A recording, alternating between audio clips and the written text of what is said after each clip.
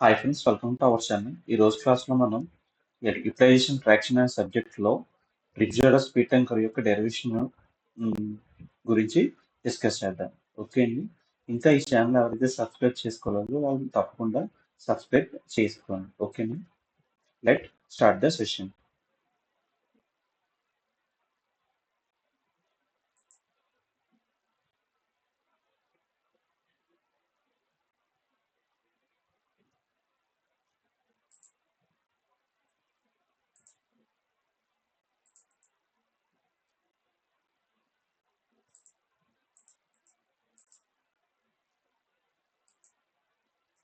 ఓకేనండి, ఇది ట్రిగ్జాడా speed tanker యొక్క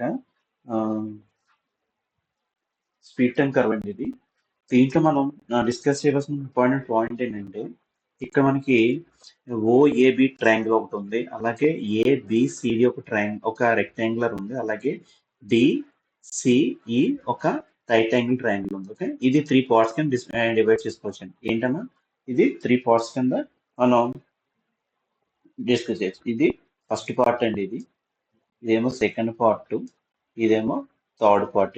ఓకే, ఇప్పుడు దీంట్లో మనకి ఏంటంటే ఇంపార్టెంట్ విఎం అనేది మ్యాక్సిమం స్పీడ్ అండి. విఎం అనేది మ్యాక్సిమం స్పీడ్. ఇక్కడ ఎక్స్ లో టైం అనేది ఇంకా 3 పార్ట్స్ కింద ఉంటుంది. ఒక T1 ఒకటి, T2 ఒకటి, T3 ఒకటి. T1 అనేది ఏమో టైం ఫర్ యాక్సలేషన్ పీరియడ్ ఒకటి, T2 అనేది time for free running period ఒకటి, T3 అనేది టైం ఫర్ రిటైడేషన్ పీరియడ్. మనకి టోటల్ టైం కావాలంటే ఇక్కడ T1 plus T2 plus T3 మొత్తం 3 యాడ్ చేస్తే టోటల్ టైం అనేది వస్తుందండి. ఓకే, ఇప్పుడు మనం దీంట్లో ఈ డిస్టెన్స్ అనేది క్యాపిటల్ డి అంటే డిస్టెన్స్ క్యాల్కులేట్ చేయాలి. ఈ డిస్టెన్స్ క్యాల్కులేట్ చేయాలంటే ఏంటంటే ఈ 3 యొక్క ఏరియాస్ మనం యాడ్ చేయాలి. అంటే distance capital D equal to distance D capital D equal to distance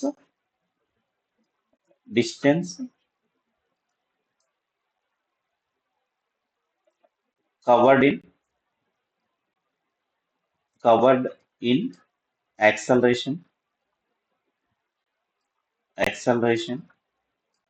plus distance covered in free running plus distance covered in free running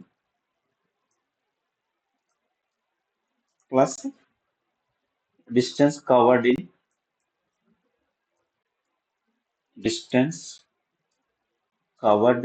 in retardation. Distance అనేది ఎలా calculate చేస్తామంటే ఫస్ట్ 3 ఏరియాస్ క్యాల్కులేట్ చేయాలి. First right angle triangle ఏంటంటే ఓఎబి. మనకి right angle triangle లో మనం ఏరియాని ఎలా క్యాల్కులేట్ చేస్తామంటే half into base into I10. ఓకేనా. ఇక్కడ డిస్టెన్స్ కవర్డ్ ఇన్ యాక్సలరేషన్ వచ్చేసరికి ఎలా క్యాల్కులేట్ చేస్తామంటే half into what is the base ఇక్కడ T1 ఉందండి. Okay, into what is the height అని ఇక్కడ హైట్ విఎం ఉంది.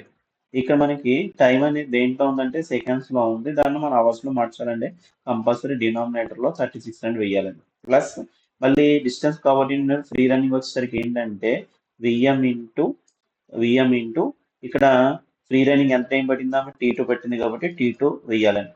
ప్లస్ ఇక్కడ మళ్ళీ అలా అగైన్ మనకి T2 అనేది సెకండ్స్ లో ఉంది కాబట్టి ఇక్కడ కూడా డినామినేటర్ లో 36 అని వేయాలి. ప్లస్ మళ్ళీ థర్డ్ ట్రయాంగిల్ డిసిఈ ట్రయాంగిల్ ఏదైతే ఉందో ఇది కూడా మనం చూడటానికి రైట్ యాంగిల్ ట్రయాంగిల్ లో ఉంది కాబట్టి దీని కూడా ఫార్మ్ ఏమవుతుందంటే half into base into height అవుతుంది. ఇక్కడ ఫార్మ్ ఏమవుతుంది మళ్ళీ half into what is the base ఏమైందండి T3 అయిందండి. T3 into VM.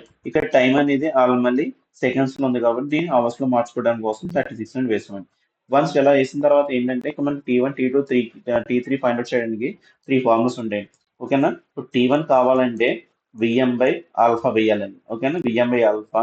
అలాగే T3 ఫైండ్ అవుట్ చేయడానికి విఎం/బీటా వేయాలండి. ఓకే, అలాగే T2 కావాలంటే మనకి క్యాపిటల్ T లోంచి స్మాల్ T1 అలాగే స్మాల్ T3 తీసేస్తే మనకి T2 వస్తుందండి. ఓకేనా. ఇక్కడ మనకి ఇప్పుడు ఈక్వేషన్ ఏదైతే రాసుకున్నాం దాంట్లో T1 వాల్యూ అలాగే T2 value T3 value substitution చేస్తే డెరివేషన్ అనేది మనం కంప్లీట్ చేయొచ్చు. ఓకేనండి. ఇంకా రిమైనింగ్ డెరివేషన్ అనేది నెక్స్ట్ క్లాస్ లో డిస్కస్ చేద్దాం. ఓకేనండి. Thank you everyone.